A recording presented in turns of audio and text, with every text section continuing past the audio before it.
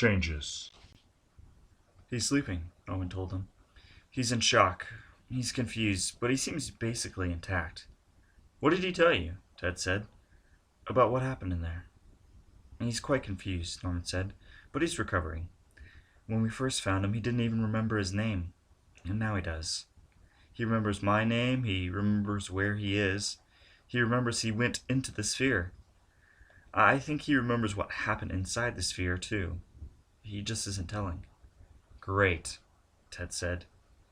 He mentioned the sea and the foam, but I wasn't clear what he meant by that. Look outside, Tina said, pointing to the portholes. Norman had an immediate impression of lights, thousands of lights filling the blackness of the ocean, and his first response was unreasoning terror. The lights in the sphere were coming out to get them. But then he saw each of the lights had a shape, and were moving, wriggling. They pressed their faces to the portholes, looked. Squid, Bev said finally. Bioluminescent squid. Thousands of them. More, she said. I guess at least 500,000 all around the habitat. Beautiful. The size of the school is amazing, Ted said. Impressive, but not really unusual, Bev said. The fecundity of the sea is very great compared with the land. The sea is where life began and where intense competition among animals first appeared. One response to a competition is to produce enormous numbers of offspring. Many sea animals do that. In fact, we tend to think that animals came out onto the land as a positive step forward in the evolution of life. But the truth is, the first creatures were really driven out of the ocean. They were just trying to get away from the competition. As you can imagine, where the first fish amphibians climbed up onto the beach and poked their heads up to look out at the land and saw this vast, dry land environment without any competition at all. It must have looked like the promise. Beth broke off, turned to Barnes. Quick, where do you keep the specimen nets? I don't want you going out there. I have to, Beth said. Those squid have 6 tentacles. So? There's no known species of 6-tentacled squids. This is an undescribed species. I must collect samples. Barnes told her where the equipment locker was, and she went off. Norman looked at the school of squid with renewed interest. The animals were each about a foot long, and seemed to be transparent. The large eyes of the squid were clearly visible in their bodies, which glowed a pale blue. In a few minutes Beth appeared outside, standing in the midst of the school, swinging her net, catching specimens. Several squid angrily squirted clouds of ink. Cute little things, Ted said. You know, the development of squid ink is a very interesting... What do you say to squid for dinner? Levy said. Hell no, Barnes said. If this is an undiscovered species, we're not going to eat it. The last thing I need is everybody getting sick from food poisoning. Oh, very sensible, Ted said. I never liked squid anyway. Interesting mechanism of propulsion, but rubbery texture.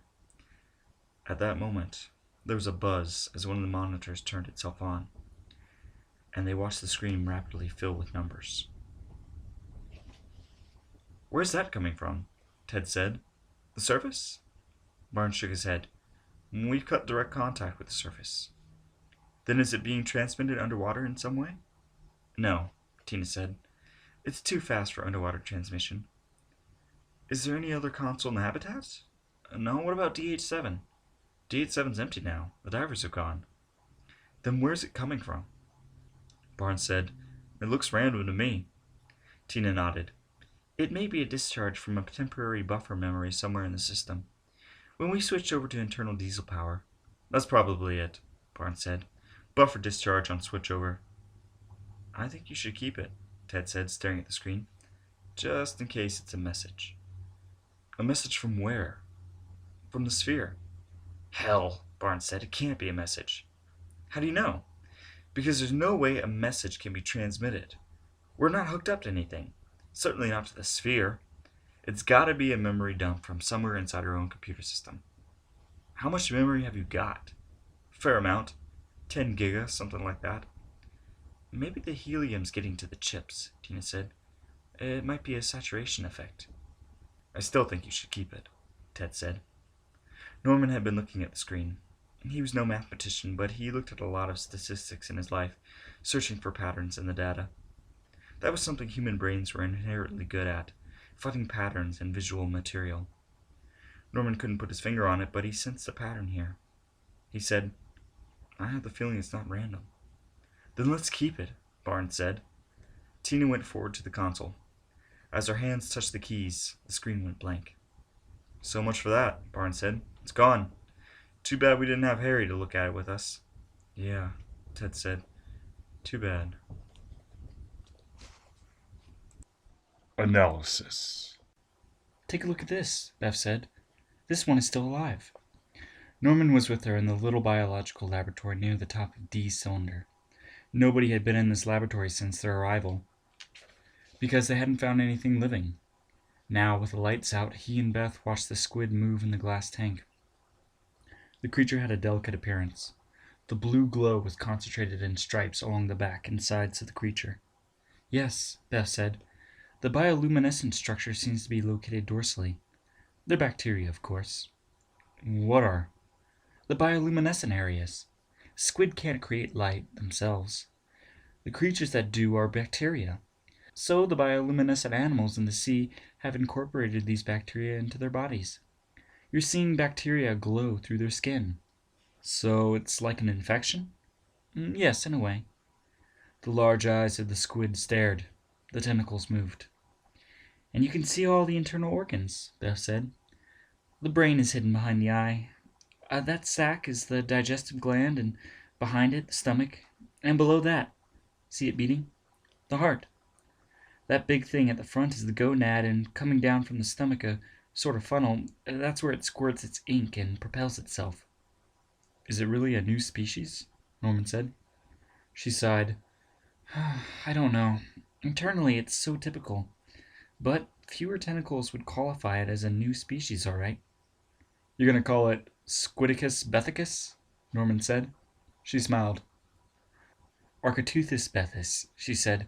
Sounds like a dental problem. Architeuthis bethis means you need a root canal. How about it, Dr. Halpern? Levy said, poking her head in. Got some good tomatoes and peppers? It'd be a shame to waste them. Are the squid really poisonous? I doubt it, Beth said. Squid aren't known for being poisonous. Go ahead, she said to Levy. I think it'll be okay to eat them. When Levy had gone, Norman said, I thought you gave up eating those things. Just octopi, Beth said. An octopus is cute and smart. Squid are rather unsympathetic. Unsympathetic? Well, they're cannibalistic and rather nasty. She raised an eyebrow. Are you psychoanalyzing me again? No, just curious. As a zoologist, you're supposed to be objective, Beth said. But I have feelings about animals, like anybody else. I have a warm feeling about octopi. They're clever, you know. I once had an octopus in a research tank that learned to kill cockroaches and use them as bait to catch crabs. The curious crab would come along and investigate the dead cockroach, and then the octopus would jump out of its hiding place and catch the crab. In fact, an octopus is so smart that the biggest limitation to its behavior is its lifespan. An octopus lives only 3 years, and that's not long enough to develop anything as complicated as a culture or civilization. Maybe if octopi lived as long as we do, they would long ago have taken over the world. But squid are completely different. I have no feelings about squid, except I don't really like them. He smiled. Well, he said, at least you finally found some life down here. You know, it's funny, she said. Remember how barren it was out there? Nothing on the bottom? Sure, very striking. Well, I went around to the side of the habitat to get these squid. And there's all sorts of sea fans on the bottom. Beautiful colors, blue and purples and yellows. Some of them quite large. Think they just grew? No, they must have always been in that spot, but we never went over there. I'll have to investigate it later. I'd like to know why they are localized in that particular area, next to the habitat. Norman went to the porthole. He had switched on the exterior habitat lights, shining onto the bottom. He could indeed see many large sea fans, purple and pink and blue, waving gently in the current. They extended out to the edge of the light, to the darkness. In a way, Beth said, it's reassuring. We're deep for the majority of oceanic life, which is found in the first 100 feet of water.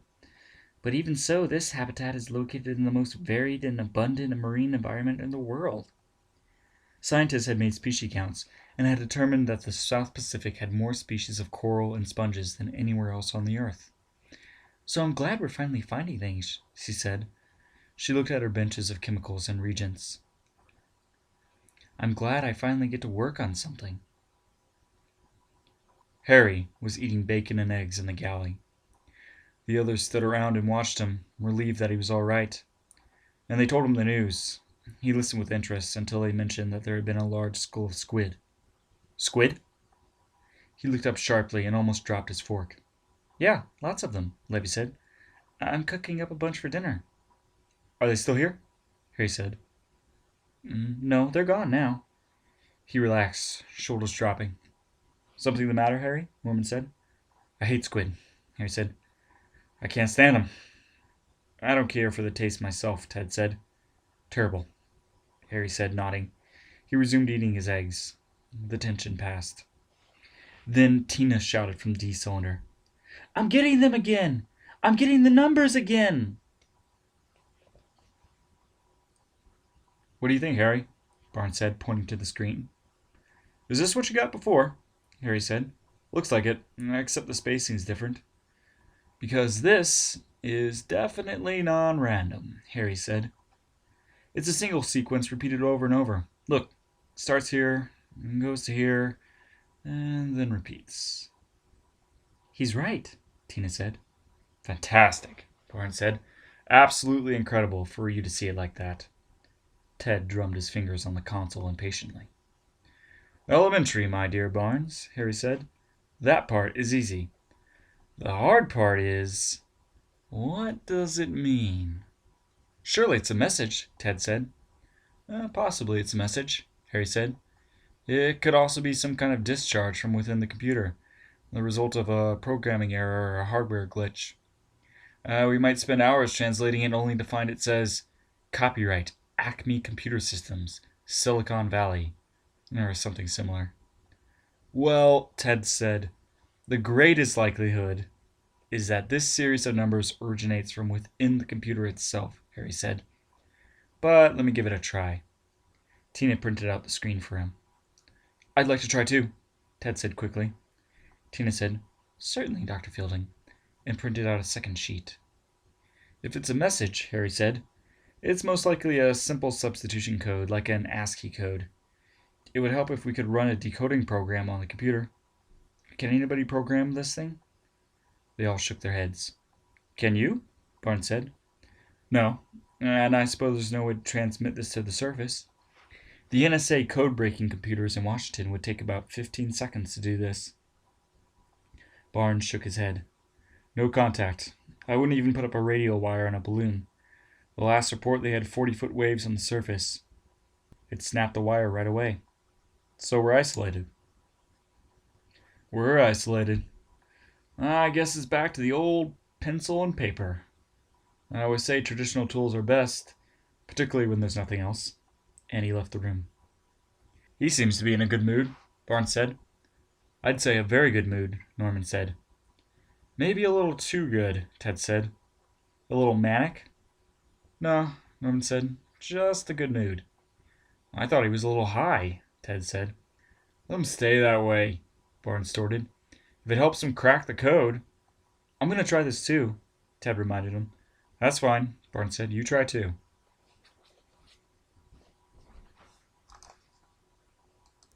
Ted. I'm telling you, this reliance on Harry is misplaced. Ted paced back and forth and glanced at Norman. Harry is manic and he's overlooking things. Obvious things. Like what? Like the fact that the printout can't possibly be a discharge from the computer. How do you know? Norman said. The processor, Ted said.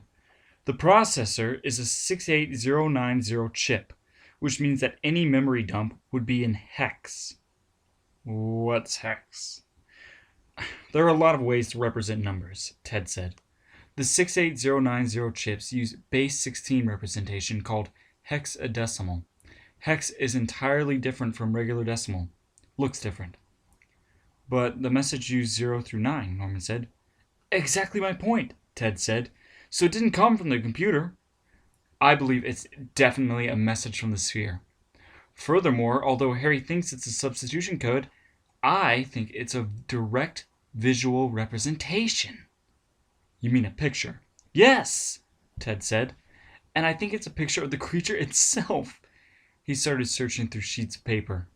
I started with this. Now, here, I have translated the message to binary, Ted said. You can immediately sense visual pattern, can't you? Not really, Norman said. Well, it certainly is suggestive, Ted said. I'm telling you, all those years at JPL, looking at images from the planets, I have an eye for these things. So, the next thing I did was go back to the original message and fill in the spaces. I got this. Uh-huh, Norman said. I agree, it doesn't look like anything, Ted said. But by changing the screen width, you get this. Proudly, he held up the next sheet. Yes, Norman said. Don't tell me you don't see the pattern, Ted said. I don't see the pattern, Norman said. Squint at it, Ted said. Norman squinted. Sorry. But it is obviously a picture of the creature, Ted said. Look, that's the vertical torso. 3 legs, 2 arms. There's no head, so presumably the creature's head is located within the torso itself. Surely you can see that, Norman. Ted. For once, Harry has missed the point entirely. The message is not only a picture, it's a self-portrait. Ted. Ted sat back. He sighed. You're going to tell me I'm trying too hard. Well, I don't want to dampen your enthusiasm, Norman said. But you don't see the alien? Not really, no. Hell. Ted tossed the papers aside. I hate that son of a bitch. He's so arrogant. He makes me so mad. And on top of that, he's so young. You're 40, Norman said. I wouldn't exactly call that over the hill. For physics it is, Ted said. Biologists can sometimes do important work late in life. Darwin was 50 when he published The Origin of Species. And chemists sometimes do good work when they're older. But in physics, if you haven't done by 35, the chances are you never will. But Ted, you're respected in your field. Ted shook his head. I've never done fundamental work. I've analyzed data. I've come to some interesting conclusions, but never anything fundamental. This expedition is my chance to really do something. To really get my name in the books. Norman now had a different sense of Ted's enthusiasm and energy, that relentlessly juvenile manner. Ted wasn't emotionally retarded. He was driven, and he clung to his youth out of a sense that time was slipping by and he hadn't yet accomplished anything. It wasn't obnoxious. It was sad. Well, Norman said, the expedition isn't finished yet. No, Ted said, suddenly brightening. You're right. You're absolutely right. There are more wonderful experiences awaiting us. I just know there are. And they'll come, won't they? Yes, Ted, Norman said. They'll come.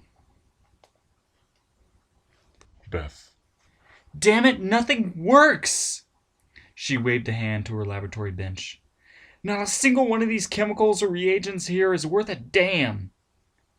What have you tried? Bourne said calmly. Zinc formalin, H and E, the other stains, proteolytic extractions, enzyme breaks, you name it. None of it works. You know what I think. I think that whoever stocked this lab did it with outdated ingredients. No, Barnes said. It's the atmosphere.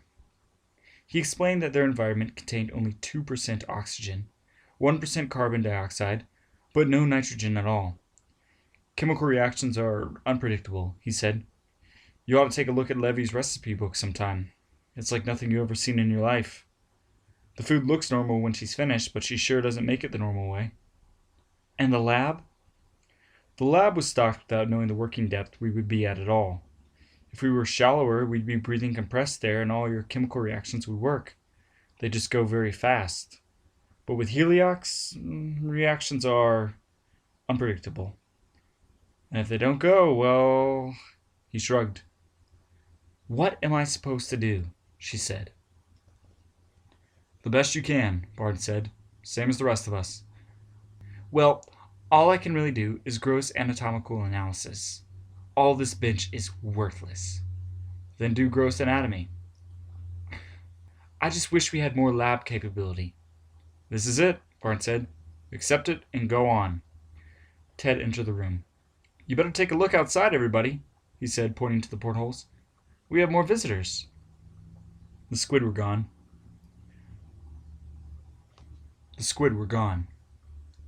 For a moment, Norman saw nothing but the water and the white suspended sediment caught in the light. Look down, at the bottom. The sea floor was alive. Literally alive, crawling and wiggling and tremulous as far as they could see. What is that? Beth said. It's shrimp. A hell of a lot of shrimp. And she ran to get her net. Now that's what we ought to be eating, Ted said. I love shrimp. And those look perfect size. A little smaller than crawfish. Probably delicious. I remember once in Portugal, my second wife and I had the most fabulous crawfish. Norman felt slightly uneasy. What are they doing here? I don't know. What do shrimp do anyway? Do they migrate? Damned if I know, Barnes said. I always buy 'em frozen. My wife hates to peel 'em. Norman remained uneasy, though he could not say why. He could clearly see now that the bottom was covered in shrimp. They were everywhere. Why should it bother him? Norman moved away from the window, hoping his sense of vague uneasiness would go away if he looked at something else. But it didn't go away. It just stayed there. A small tense knot in the pit of his stomach. He didn't like the feeling at all. Harry. Oh, hi, Norman. I heard the excitement. Lots of shrimp outside, is that it? Harry sat on his bunk with a paper printout of numbers on his knees. He had a pencil and pad, and the page was covered with calculations, scratch-outs, symbols, and arrows. Harry, Norman said. What's going on? Damned if I know. I'm just wondering why we should suddenly be finding life down here. The squid, the shrimps, when before there was nothing. Ever. Oh, that. I think that's pretty clear. Yes? Sure. What's different between then and now? You've been inside the sphere. No, I mean, what's different in the outside environment? Norman frowned. He didn't grasp what Harry was driving at. Well, just look outside, Harry said. What could you see before that you can't see now? The grid? Mm-hmm. The grid and the divers. Lots of activity and a lot of electricity. I think it scared off the normal fauna of the area. This is the South Pacific, you know. It ought to be teeming with life. And now that the divers are gone, the animals are back? Well, that's my guess. That's all there is to it? Norman said, frowning. Why are you asking me? Harry said. Ask Beth. She'll give you a definite answer. But I know animals are sensitive to all kinds of stimuli we don't notice. You can't run God knows how many million volts through underwater cables to light a half-mile grid in an environment that has never seen light before and not expect to have an effect. Something about this argument tickled the back of Norman's mind. He knew something pertinent, but he couldn't get it. Yes, Norman? You look a little worried. You know, this substitution code is really a bitch. I'll tell you the truth, I'm not sure I'll be able to crack it. You see, the problem is, if it is a letter substitution, you will need 2 digits to describe a single letter because there are 26 letters in the alphabet, assuming no punctuation, which may or may not be included here as well. So when I see a 2 next to a 3, I don't know if it's the letter 2 followed by the letter 3 or just letter 23. It'll take a long time to work through the permutations. You see what I mean? Harry. Yes, Norman. What happened inside the sphere? Is that what you're worried about? Harry asked. What makes you think I'm worried about anything? Norman asked. Your face, Harry said. That's what makes me think you're worried. Maybe I am, Norman said. But about this sphere. You know, I've been thinking a lot about the sphere. And it's quite amazing. I really don't remember what happened. Harry, I feel fine. I feel better all the time, to be honest to God. My energy's back, headache's gone, and earlier I remember everything about that sphere and what was inside it. But every minute that passes, it seems to fade. You know, the way a dream fades? You remember it when you wake up, but an hour later it's gone? Harry, I remember that it was wonderful and beautiful. Something about lights, swirling lights. But that's all. How did you get the door open? Oh, that. It was very clear at the time. I remember I had worked it all out. I knew exactly what to do. What did you do? Well, I'm sure it'll come back to me. You don't remember how you opened the door? No, I just remember this sudden insight, this certainty about how it was done. But I can't remember the details. Why, does somebody else want to go in? Ted, probably. I'm sure Ted would like to go in. I don't know if that's a good idea. Frankly, I don't think Ted should do it. Think how boring he'll be with his speeches after he comes out. I visit an alien sphere by Ted Fielding. We never hear the end of it. And he giggled. Ted is right, Norman thought. He's definitely manic. There was a speedy, overly cheerful quality to Harry. His characteristic slow sarcasm was gone, replaced by a sunny, open, very quick manner, and a kind of laughing indifference to everything, and an imbalance in his sense, and a kind of laughing indifference to everything, an imbalance in his sense of what was important. He said he couldn't crack the code. He had said he couldn't remember what happened inside the sphere or how he opened it, and he didn't seem to think it was mattered. Harry, when you first came out of the sphere, you seemed worried. Did I? I had a brutal headache. I remember that. You kept saying we should go to the surface. Did I? Yes. Why was that? God only knows. I was so confused. You also said it was dangerous for us to stay here. Harry smiled. Norman, you can't take that too seriously. I didn't know if I was coming or going. Harry, we need you to remember these things. If things start to come back to you, will you tell me? Oh, sure, Norman. Absolutely. You can count on me. I'll tell you right away. The laboratory. No, Beth said. None of it makes sense. In areas where fish haven't encountered human beings before, they tend to ignore humans unless they're hunted. The Navy divers didn't hunt the fish. Second, if the divers stirred up the bottom, that actually released nutrients and attract more animals. Third, many species of animals are actually attracted to electrical currents. So, if anything, the shrimp and the other animals should have been drawn towards the grid. Not now, with the power off. She was examining the shrimp under the low-power scanning microscope. How does he seem? Harry? Yes. I don't know. Is he okay? I don't know. I don't think so. Still looking through the microscope lens, she said, Did he tell you anything about what happened inside the sphere? Not yet. She adjusted the microscope, shook her head. I'll be damned. What is it? Norman said. Extra dorsal plating. Meaning, it's another new species, she said. Norman said, Shrimpus bethus? You're making discoveries hand over fist down here, Beth. Uh-huh. I checked the sea fans, too, because they seem to have an unusual radial growth pattern. They're a new species as well. Oh, that's great, Beth. She turned and looked at him. No, not great. Weird. She clicked on a high-intensity light, cut open one of the shrimps with a scalpel.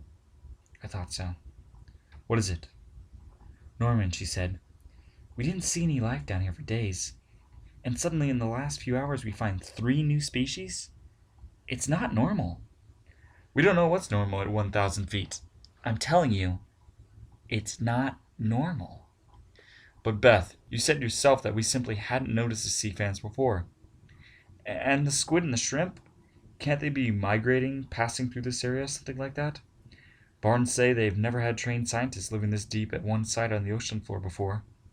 Maybe these migrational patterns are normal and we just don't know they occur. I don't think so, Beth said. When I went out to get these shrimp, I felt that their behavior was atypical.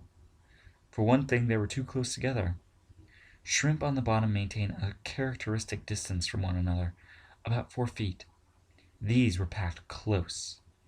In addition, they moved as if they were feeding, but there's nothing to feed on down here. Well, nothing that we know of. Well, these shrimp can't have been feeding. She pointed to the cut animal on the lab bench. They haven't got a stomach. Are you kidding? Look for yourself. Norman looked, but the dissected shrimp didn't mean much to him. It was just a mass of pink flesh. It was cut on a ragged diagonal, not cleanly. She's tired, he thought. She's not working efficiently. We need sleep. We need to get out of here. The external appearance is perfect, except for an extra dorsal fan at the tail, she said. But internally, it's all screwed up. There's no way for these animals to be alive. No stomach, no reproductive apparatus. This animal is like a bad imitation of a shrimp. Yet the shrimp are alive, Norman said. Yeah, she said. They are. She seemed unhappy about it. And the squid were perfectly normal inside. Actually, they weren't. When I dissected one, I found that it lacked several important structures. There's a nerve bundle called the stellate ganglion that wasn't there. Well, and there were no gills, Norman. Squid possess a long gill structure for gas exchange. This one didn't have one. The squid had no way to breathe, Norman. It must have had a way to breathe. I'm telling you, it didn't. We're seeing impossible animals down here. All of a sudden, impossible animals. She turned away from the high-intensity lamp, and he saw that she was close to tears. Her hands were shaking. She quickly dropped them into her lap.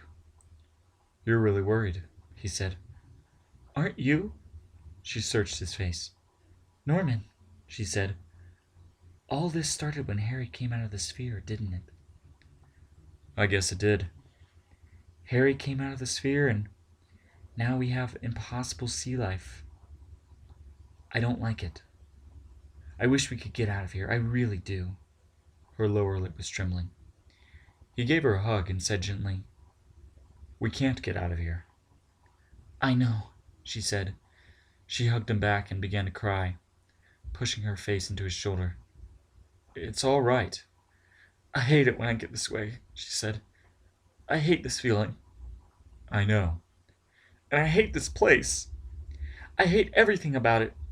I hate Barnes, and I hate Ted's lectures, and I hate Levy's stupid desserts. I wish I wasn't here. I know. She sniffled for a moment, and then abruptly pushed him away with her strong arms. She turned away, wiped her tears. I'm all right, she said. Thanks. Sure, he said. She remained turned away, her back to him. Where's the damn Kleenex? She found one, blew her nose. You won't say anything to the others? Of course not. A bell rang, startling her. Jesus, what's that? I think it's dinner, Norman said. Dinner.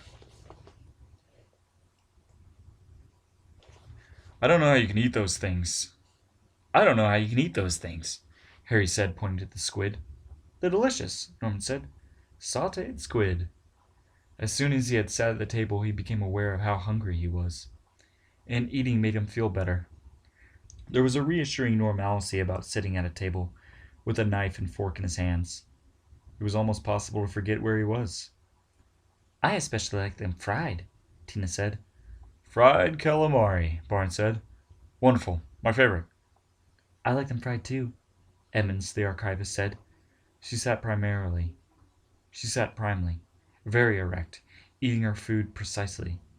Norman noticed that she put her knife down between bites. Why aren't these fried? Norman said. We can't fry down here, Barnes said. The hot oil forms a suspension and gums up the air filters. But sautéed is fine. Well, I don't know about the squid, but the shrimp are great, Ted said. Aren't they, Harry?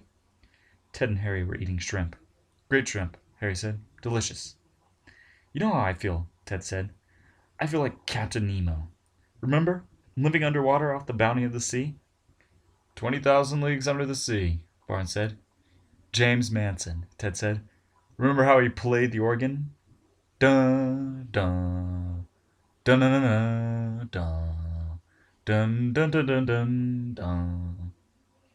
Bach, toccata, and fugue in D minor. Are you sure that's right?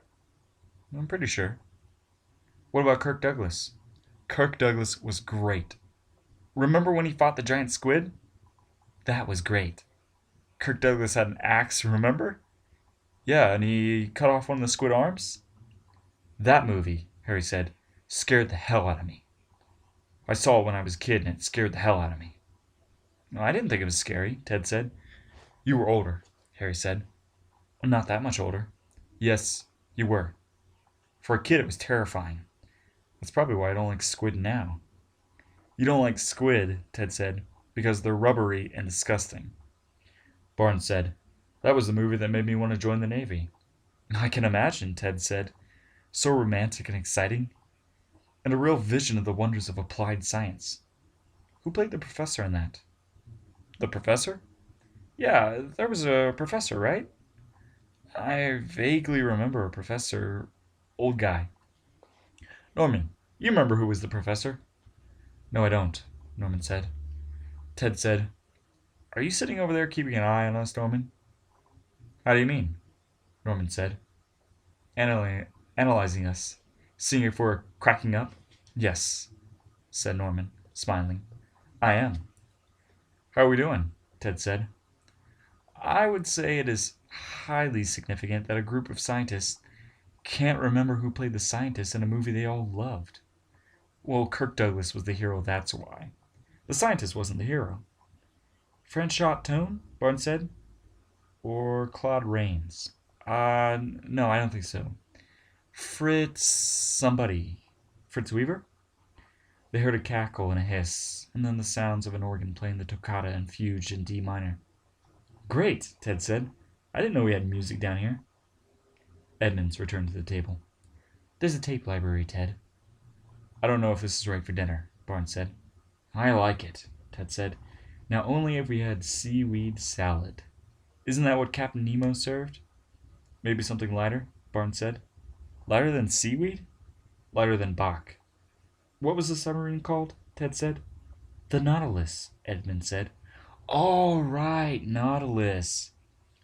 It was the name of the first atomic submarine, too. Launched in 1954, she said. And she gave Ted a bright smile. True, Ted said. True. Norman thought, he's met his match in irrelevant trivia. Edmonds went to the porthole and said, Oh, more visitors. What now? What now? Harry said, looking up quickly. Frightened, Norman thought. No, just quick. Manic. Interested. They're beautiful, Edmonds was saying. Some kind of little jellyfish. All around the habitat. We should really film them. What do you think, Dr. Fielding? Should we go film them? I think we'll just eat now, Jane, Ted said, a bit severely. Edmonds looked stricken, rejected. Norman thought, I'll have to watch that. She turned to leave. The others glanced towards the porthole, but nobody left the table. Have you ever eaten jellyfish? Ted said. I hear they're a delicacy. Some of them are poisonous, Bev said. Toxins in the tentacles. Don't the Chinese eat jellyfish? Harry said. Yes, Tina said. They make a soup, too. My grandmother used to make it in Honolulu. You're from Honolulu? Mozart would be better for dining, Barnes said. Or Beethoven. Something with strings. This organ music is gloomy. Dramatic, Ted said, playing imaginary keys in the air, in time to the music, swaying his body like James Mason. Gloomy, Barnes said. The intercom crackled. Oh, you should see this, Edmund said over the intercom. It's beautiful. Where is she?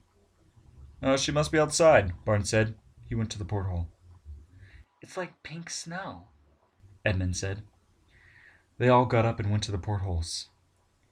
Edmonds was outside with a video camera. They could hardly see her through the dense clouds of jellyfish. The jellyfish were small, the size of a thimble, and a delicate, glowing pink. It was indeed like a snowfall. Some of the jellyfish came quite close to the porthole. They could see them well. They have no tentacles, Harry said. They're just little pulsating sacs. That's how they move, Bev said. Muscular contractions expel the water. Like squid, Ted said. Not as developed, but the general idea. They're sticky, Evan said over the intercom. They're sticking to my suit. That pink color is fantastic, Ted said. Like snow in a sunset. Very poetic. I thought so. You would. They're sticking to my faceplate, too, Edmund said. I have to pull them off. They leave a smeary streak. She broke off abruptly, but they could still hear her breathing. Can you see her? Ted said. Not very well. She's there, to the left. Over the intercom, Edmund said, They seem to be warm. I feel heat on my arms and legs. That's not right, Barnes said. He turned to Tina. Tell her to get out of there. Tina ran from the cylinder towards the communications console. Norman could hardly see Edmonds anymore. He was vaguely aware of a dark shape, moving arms, agitated. Over the intercom, she said, The smear on the faceplate. It won't go away. They seem to be eroding the plastic. And my arms. The fabric is... Tina's voice said, Jane, get out of there. On the double, Barnes shouted. Tell her on the double. Edmund's breathing was coming in a ragged gasp. The smears. Can't see very well. I feel... hurts. My arm's burning. Hurts. They're eating through. Jane, come back. Jane. Are you reading, Jane? She's fallen down, Harry said. Look. You can see her lying. We have to save her, Ted said, jumping to his feet. Nobody move, Barnes said. But she's... Nobody else is going out there, mister. Edmund's breathing was rapid. She coughed, gasped. I can't... Oh, God. Edmonds began to scream. The scream was high-pitched and continuous, except for ragged gasps for breaths. They could no longer see her through the swarms of jellyfish. They looked at each other, at Barnes. Barnes' face was rigidly set, his jaws tight, listening to the screams. And then, abruptly, there was silence.